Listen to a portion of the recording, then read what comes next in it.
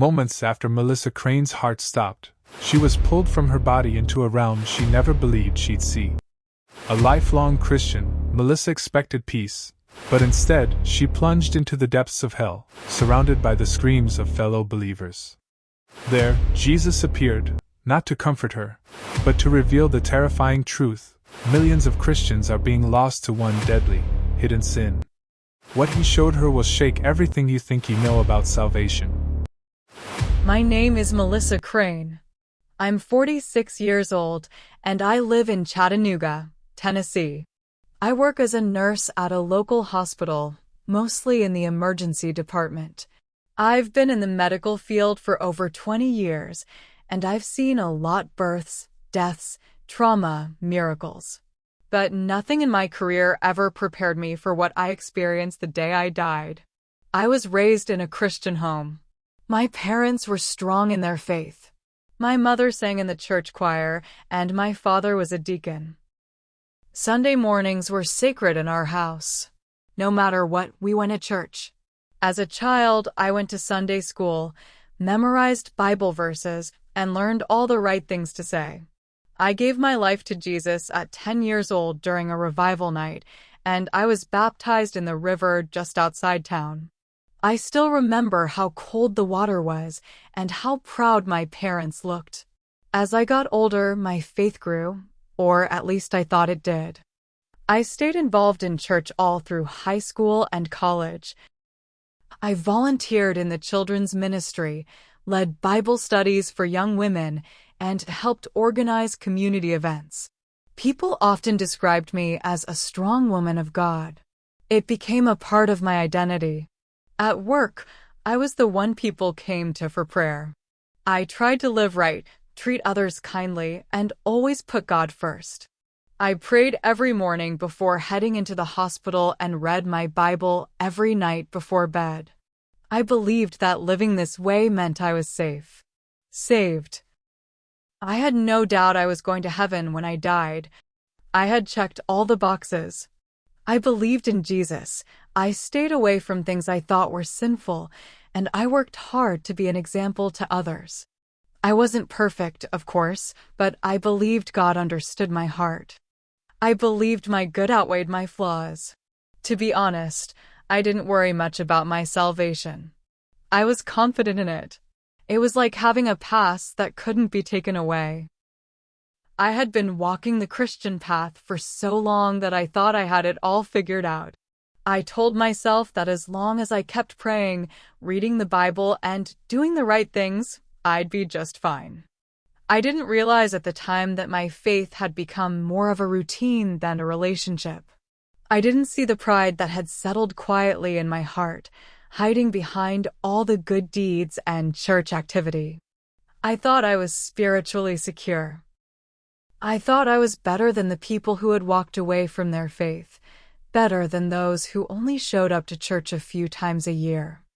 I thought I was safe, but I wasn't.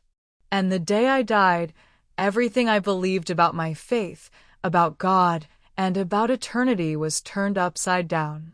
Looking back, I can see the cracks now. At the time, I didn't notice them. I thought I was living a strong Christian life. I went to church every Sunday, volunteered when asked, and rarely missed a prayer meeting.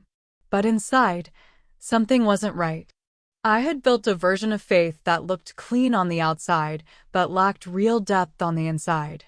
It started small, little thoughts that I brushed off without much concern.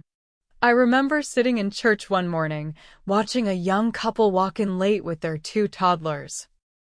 The kids were loud, the parents looked tired, and the mother didn't even have a Bible with her. I smiled politely, but inside I judged them. If they really cared about their faith, I thought, they'd get here on time and come prepared. At work, when I overheard someone say they used to go to church but didn't anymore, I felt a sense of superiority rise up in me. At least I've stayed faithful, I'd think. At least I haven't wandered off. I didn't say it out loud, of course. I knew how to keep those kinds of thoughts hidden, but they were there. When people around me struggled, When someone admitted they hadn't prayed in a while, or said they didn't really understand a passage in the Bible, I would give them a kind smile, maybe offer a verse or two of encouragement, but deep inside, I looked down on them. I told myself I was just being honest or helpful, but truthfully, I thought I was better, more devoted, more serious about God. I thought I had it together. I did everything right. I paid my tithes. I showed up early to events. I kept my language clean. I avoided anything that looked like sin, but I never really asked God to search my heart. I never stopped long enough to let Him show me what was hiding underneath all the surface-level obedience. I assumed that because I was active in church and consistent in my routine, that my heart was where it needed to be. The truth is, I used my good behavior as proof that I was righteous. I never admitted that my prayers were often rushed, my Bible reading had become mechanical, and my kindness sometimes came with strings attached. I wasn't doing these things out of deep love for God. I was doing them because they made me feel secure, because they made me feel in control. I remember thinking, God must be pleased with me. I'm doing so much for Him. I never thought to ask if I was letting Him do anything in me. I didn't realize that pride doesn't always shout. Sometimes it whispers. It hides behind good intentions. It wraps itself in religious habits and convinces you you're doing fine. That was me. I thought I was fine. I didn't know I was walking blind. It was a Thursday. I remember that clearly because Thursdays were always my longest shifts at the hospital. That morning started like any other. I read a short devotional, prayed over my coffee, and got in my car feeling tired but ready for the day. I had no idea how it would end. The ER was slammed. We were understaffed, and by noon I was already on edge. A patient had gotten aggressive, and I had to step in to calm things down. Then, during our staff meeting, my supervisor criticized the way I had handled a medication order earlier in the week. She called me out in front of everyone. I was stunned. I'd worked hard, done everything by the book, but she made it sound like I was careless. I didn't say anything, just nodded, but inside I was boiling. By the time my shift ended, my head was pounding. I skipped lunch that day and had barely touched my water. My stomach was cramping and my legs felt weak. I told myself I just needed to get home, eat something, and lie down. I didn't want to talk to anyone. I just wanted quiet. It was already dark when I got into my car. The parking lot lights buzzed above me, casting long shadows across the pavement. I turned on the radio, just soft worship music, something to calm me down, and pulled out onto the main road. The streets were mostly empty. The stoplights seemed to hang in the cold air like distant beacons. About halfway home, I started feeling lightheaded. My hands felt clammy against the steering wheel. The music faded in and out, and my vision started to blur around the edges. My heart was racing, but everything else felt slow, like I was moving underwater. I blinked, shook my head, tried to stay focused. Then, without warning, my chest tightened. It wasn't pain exactly, it was pressure, like something heavy had been placed on me. I gasped, reaching instinctively for the AC knob. My arms felt weak, and my hands missed the dial. The streetlight ahead turned yellow, but I didn't slow down. My foot barely moved. Everything around me was spinning: lights, shadows, road markings. Then it all went black. I didn't hear the crash. I didn't feel the impact. One moment I was behind the wheel, and the next I was floating. Not in the car. Not on the road. Just floating. There was no noise, no light, no time. My body was gone. My thoughts were the only thing left, echoing in an endless dark. And that's when I knew I was no longer alive. When I came to, there was nothing. No sound. No pain. No weight. Just blackness. It wasn't like closing your eyes in a dark room. It was deeper, thicker. There was no sense of up or down, no floor beneath me, no air to breathe. I couldn't feel my arms or legs. I couldn't even tell if I had a body. I was just awareness, a thought floating in silence. At first, I didn't panic. I was too confused. My mind was trying to piece things together. I remembered driving. I remembered the dizziness. The last image I had was the road tilting sideways, my fingers slipping from the wheel. Then a wave of realization hit me. I was dead. The thought landed in me like a cold stone sinking into deep water. I tried to scream, but there was no sound. I tried to move, but nothing happened. I was trapped in that place, silent, still, endless. I didn't know if minutes were passing or years. Time didn't exist there. It felt like I could float forever and never reach anything.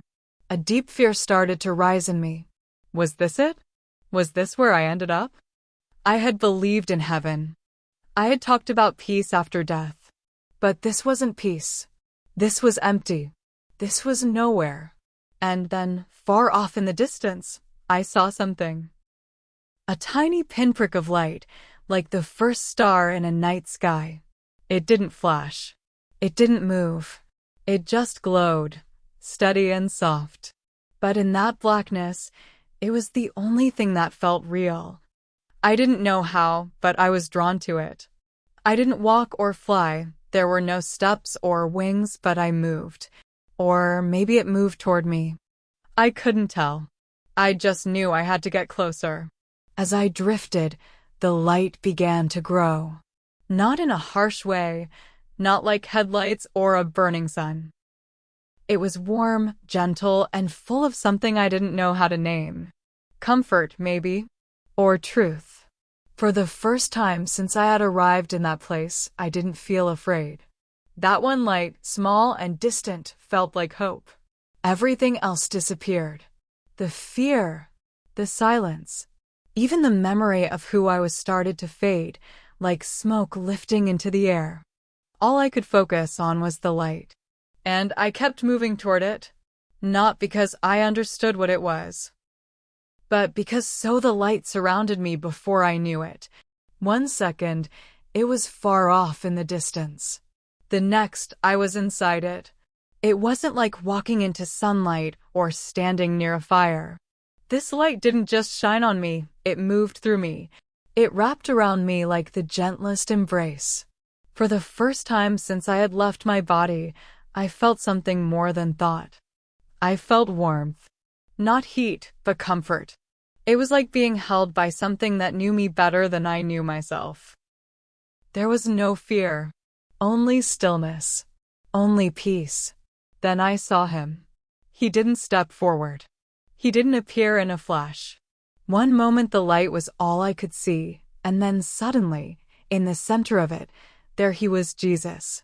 I knew it was him. I didn't need anyone to tell me. He wasn't wearing a crown. He didn't glow with gold or speak with thunder.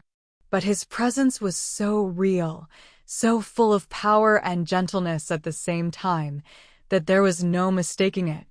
He was love and truth and holiness.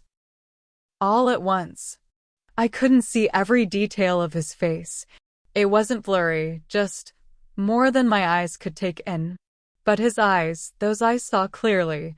They were deep, not like a color, but like looking into something endless. And they were looking straight at me. He didn't speak right away. He didn't need to. Just being near him was enough to quiet every question I had ever asked. The panic I'd felt in the darkness was gone. The shame I hadn't even realized I was carrying started rising inside me.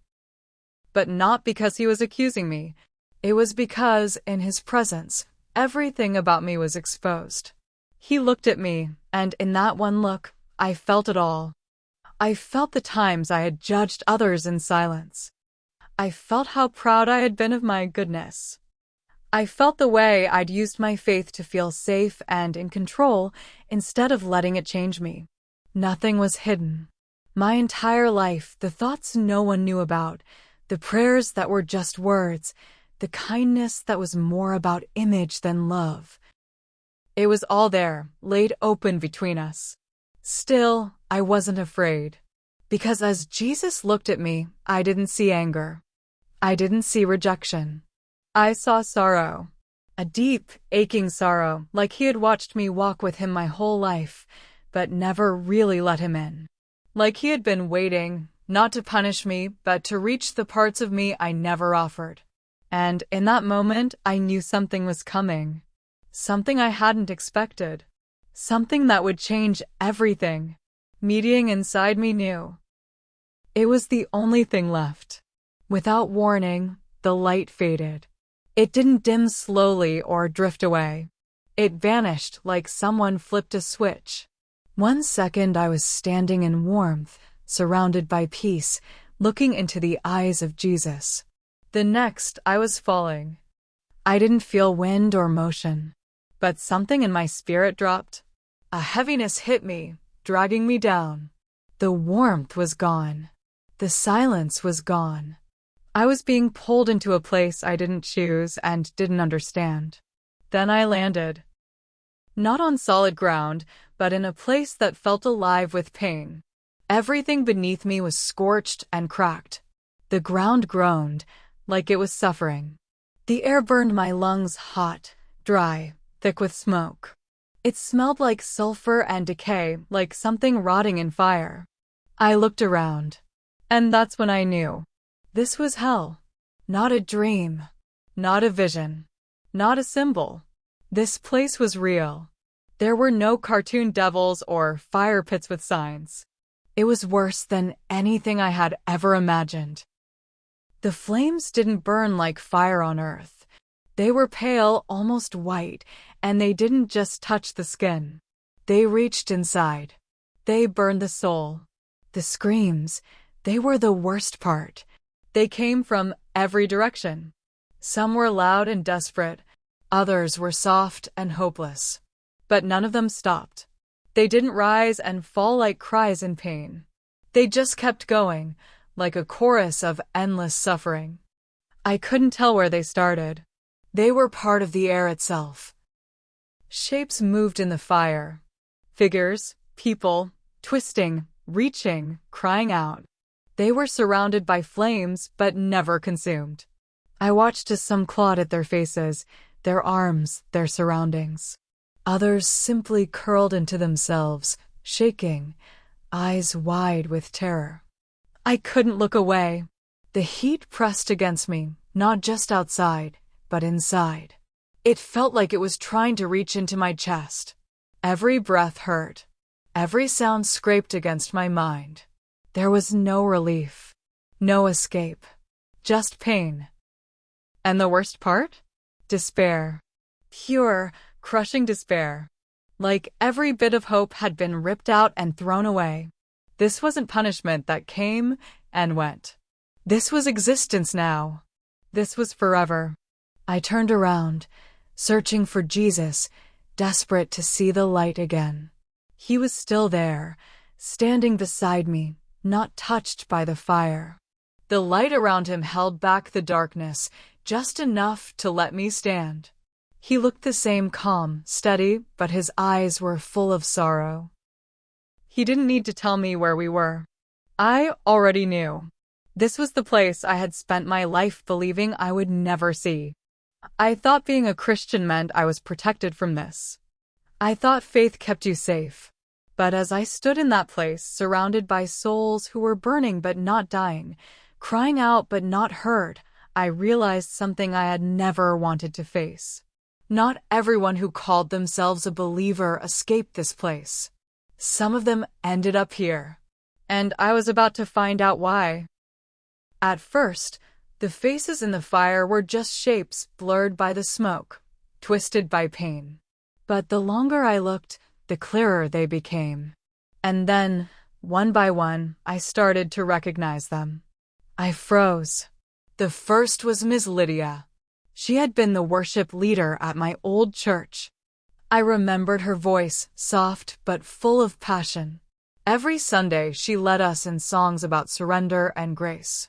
She would raise her hands, eyes closed, tears running down her face. We all believed she was one of the most faithful people in the congregation.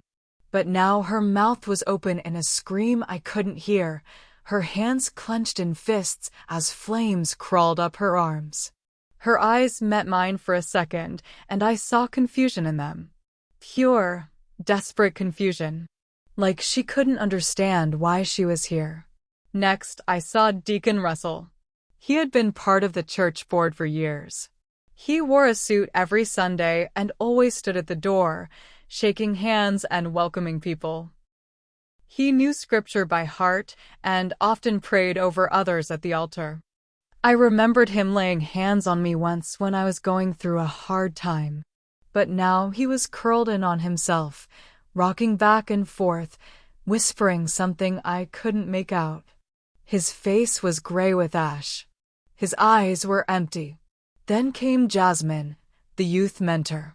She used to lead our teen Bible study. She had such a bright personality, always smiling, always encouraging the younger ones to stay close to God. She would host retreats, plan devotionals, and talk about how much she loved Jesus. I admired her. I wanted to be like her.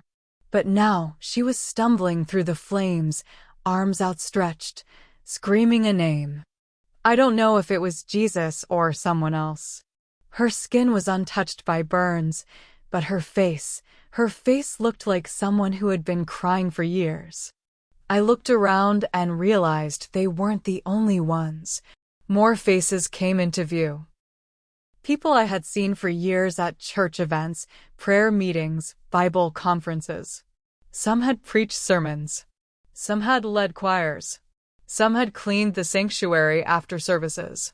But now they were all here. Lost, broken, crying out in pain and confusion. I couldn't make sense of it. They were Christians. They believed. They served. They sacrificed. How could they be in hell? I turned to Jesus, my voice barely a whisper, trembling. They were yours, I said. They followed you. They did everything we were taught to do. He didn't answer right away. He just looked at them, sorrow deep in his eyes. There was no joy in watching this. No satisfaction in their suffering. Only heartbreak. Then he looked at me. They knew my name, he said quietly. But they never let me change their hearts. That's when I realized.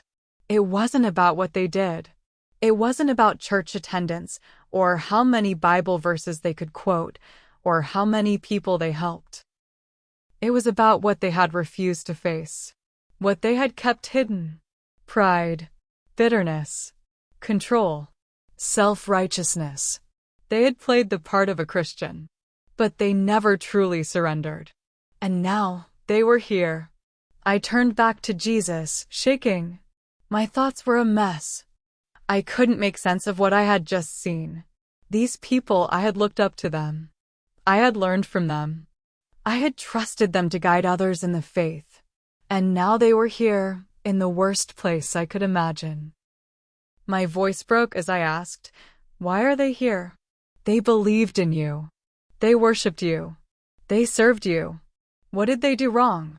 Jesus looked at me, and his face was filled with something I couldn't quite explain. Not anger. Not frustration.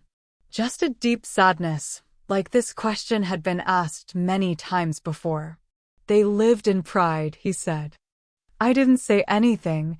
I just waited, not sure I understood. They served me, he continued, but they never surrendered to me. They wanted my blessings, but not my correction. They wanted to be seen as faithful, but they didn't want to be changed. His words hit hard.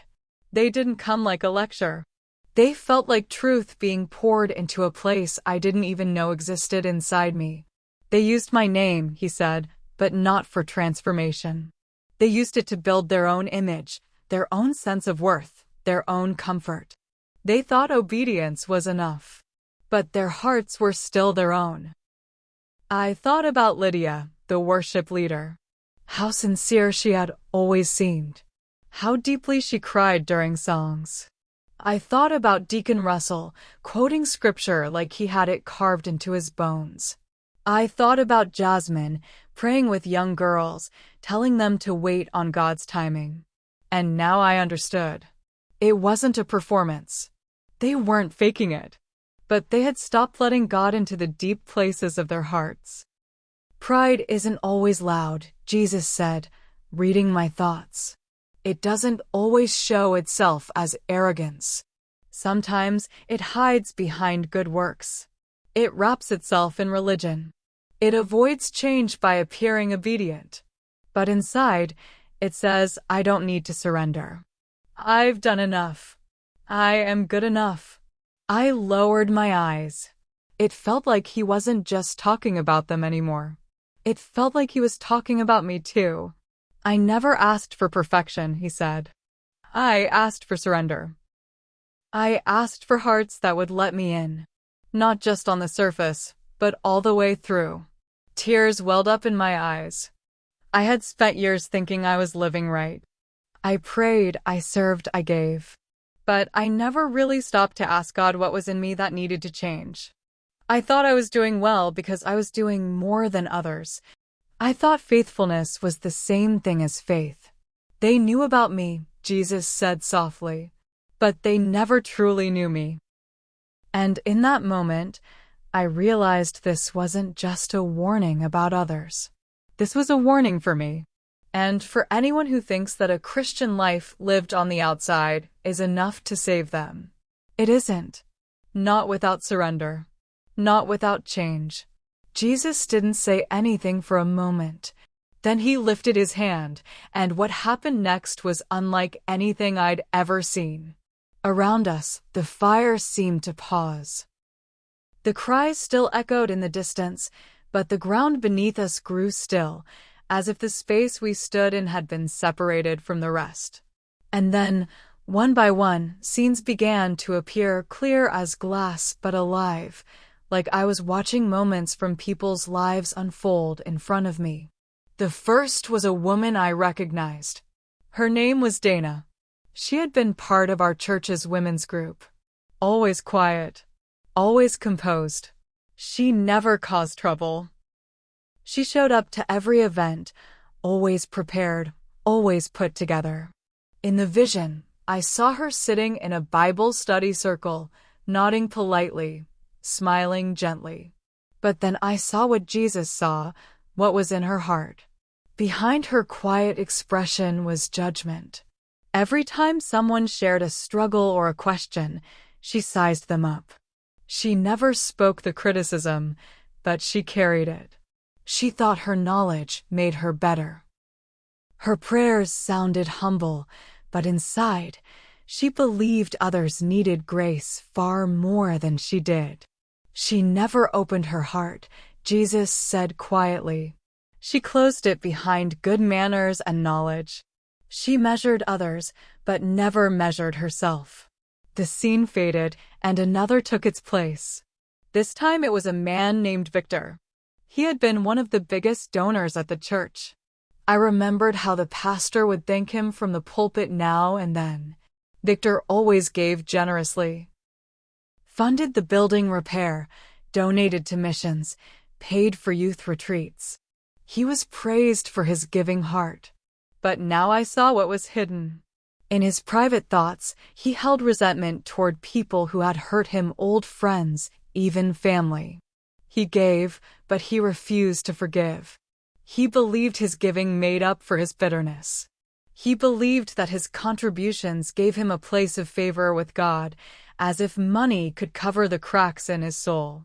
He thought giving was sacrifice, Jesus said. But he never surrendered his right to hold a grudge. He wanted mercy, but he never gave it. Then the last vision appeared. A preacher. A man I had seen only a few times at larger Christian events. He was dynamic, passionate, always drawing big crowds. He could move people to tears with his words. But I saw what Jesus saw.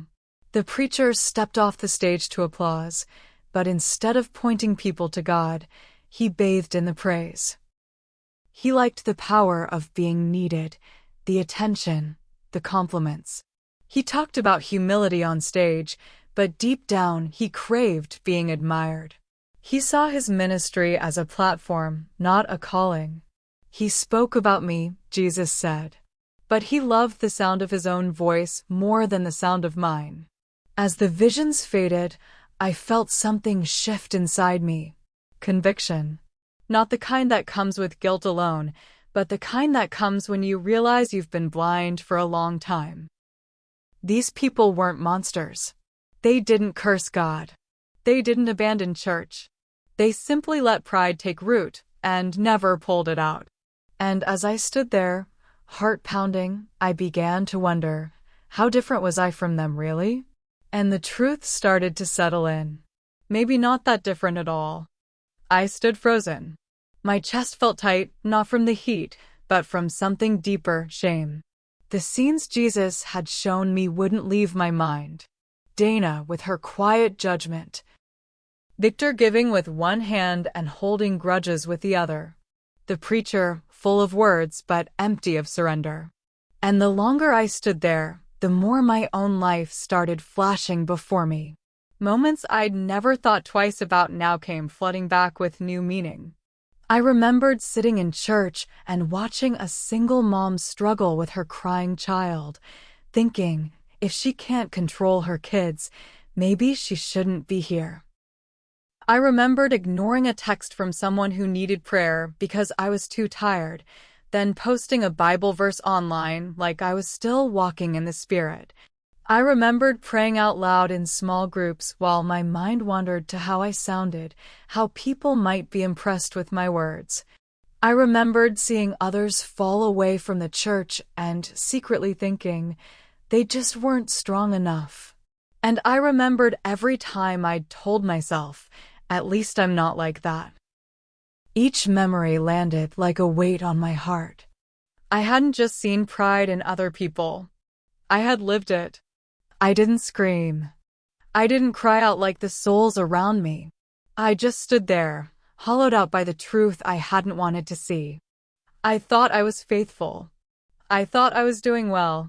But I had been using my faith as a cover, hiding behind service, hiding behind knowledge, hiding behind activity. I had let pride grow quietly in the corners of my heart. I looked at Jesus. He hadn't moved. He didn't look angry. But he didn't look away either. His eyes stayed on mine, steady, full of sorrow, but also something else. Hope. Then, softly, he spoke. You are beginning to understand. His voice wasn't loud. It didn't shake the ground or echo like thunder. But it went straight through me. It wasn't just a statement. It was a turning point. A line between who I had been and who I could become if I was willing. My knees gave out, and I sank to the scorched ground.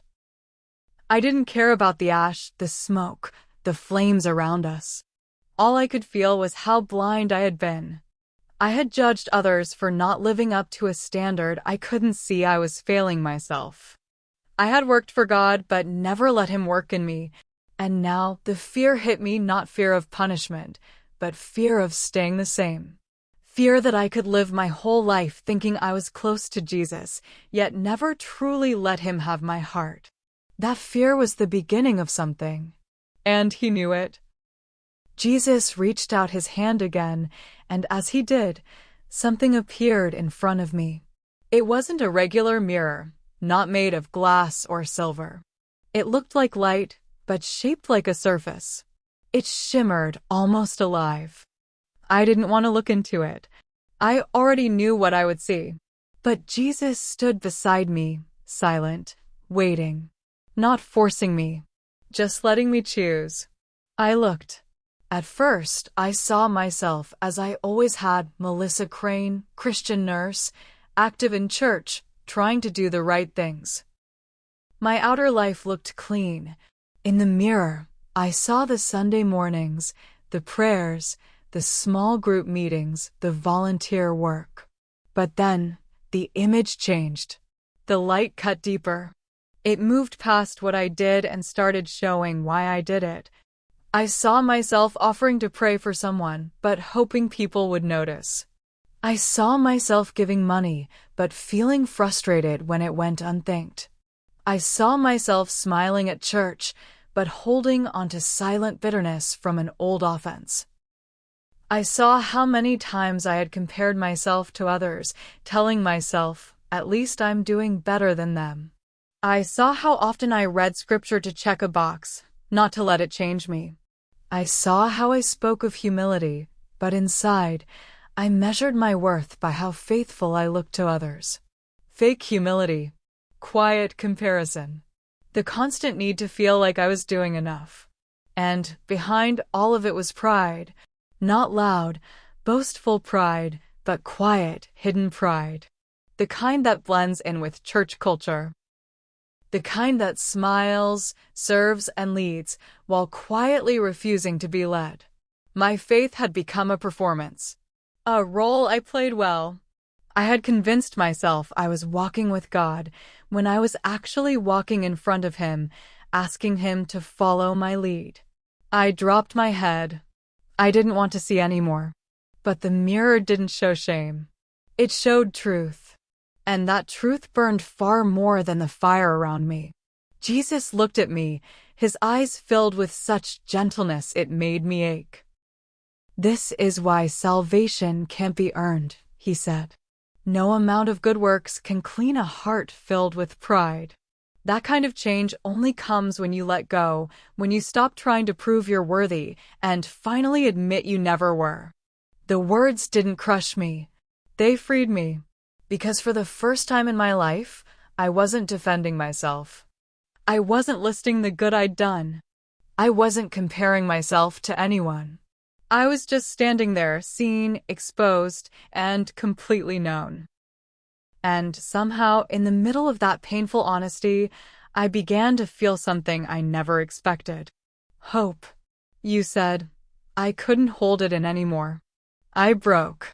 All the strength I had left, the walls I had built, the excuses I had made, the ways I had convinced myself I was doing well, came crashing down. I dropped to my knees in the ash and fire, my hands covering my face. Tears poured out, but not the kind you cry to feel better. These were deep from the soul. The kind that only come when you realize the truth about who you really are. I didn't say anything at first. I just wept. Everything I had believed about myself was gone. I wasn't strong. I wasn't holy. I wasn't better than anyone else. I had been proud. I had been blind. I had been living off the appearance of faith without ever fully giving God my heart. And I was tired. Tired of pretending. Tired of hiding behind Bible verses and routines. Tired of trying to earn something that could never be earned. I thought I was okay, I whispered, choking on the words. I really thought I was okay. Jesus knelt down beside me. He didn't rush me.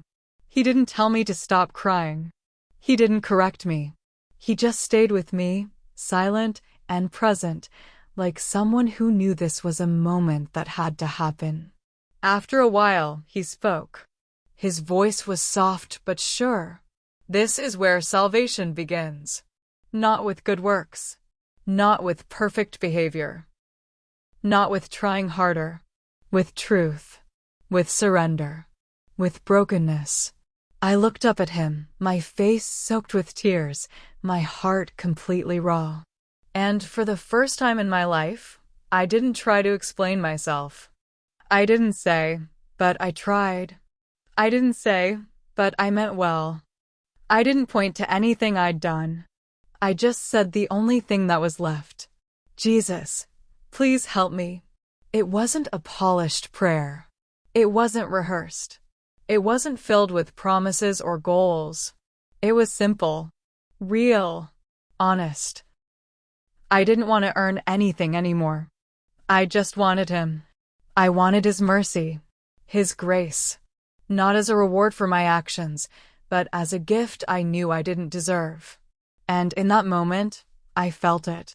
Not a burst of light. Not a loud voice. Just peace. Deep, solid, quiet peace. Like something heavy had finally been lifted. Like something locked had finally opened. I didn't feel proud anymore. I didn't feel confident in myself. But I felt free. And for the first time, I understood what it meant to truly repent. It wasn't about listing my sins. It was about facing who I had become without God at the center. And finally choosing to let Him in. As I knelt there, empty and undone, something around me began to shift. The ground no longer burned beneath my knees. The heat in the air faded. The smoke that had clung to everything slowly thinned, then disappeared. The cries that had filled the atmosphere like a storm started to quiet. I looked up. The flames were gone. So was the darkness. Instead, I saw light. Not the blinding kind, but soft and alive, almost like it breathed. It came from everywhere, not just above, but all around. And with that light came peace. A peace deeper than anything I had ever felt before. Jesus was still beside me, and now He stood. He reached out His hand, and I took it. As soon as I did, I felt myself rising. There was no wind, no sound of wings or movement. I simply rose, as if the weight of everything that had once held me down no longer had permission. We left the ash and agony behind. The place I came into next was nothing like the one before. The air felt new, full. It carried no pain, no fear, no heaviness. Everything around me seemed to glow gently, not with fire, but with life. I saw colors I'd never seen on Earth. I heard something like music, but it wasn't made by instruments. It was as if the light itself was singing. The space was open but not empty. There was no pressure to rush, no sense of time passing. It felt whole. I felt whole. I took a breath. It was the first breath that didn't carry sorrow. It was clean and full, like breathing in grace. Jesus looked at me, and this time there was no sorrow in His eyes. Only love. Gentle, steady love, the kind that doesn't change depending on how good you are, but just is. The kind I'd been chasing my whole life without even knowing it. I didn't speak. I didn't need to. I knew now. This was what I had been made for. Not religion. Not performance. But relationship. I had left hell behind. And I had stepped into the first light of heaven. Heaven wasn't just beautiful, it was honest. As I walked through this place with Jesus beside me, I saw people. Not glowing saints or flawless angels, but people. Real souls, just like me. They weren't perfect. I could feel that. But they were whole. Each face I passed carried something I couldn't describe. Peace without pride, joy without noise. They weren't smiling to impress or speaking to be seen. They simply were. At rest. Full of light that didn't come from them, but shined through them. I looked closer and began to understand something that shook me in a new way. None of them had earned this. Not a single one stood there because of what they did. They weren't here because they led the most Bible studies, prayed the longest prayers, or stayed sin-free. They were here because they had surrendered. Because at some point in their lives, they stopped trying to prove they were good enough and simply gave themselves fully to God. There were no masks here, no pretending, no one trying to sound holy or act righteous. There was no status, no comparison. Everyone knew they were here because of grace, and they carried that truth with quiet joy. I didn't feel judged. I didn't feel like I had to keep up.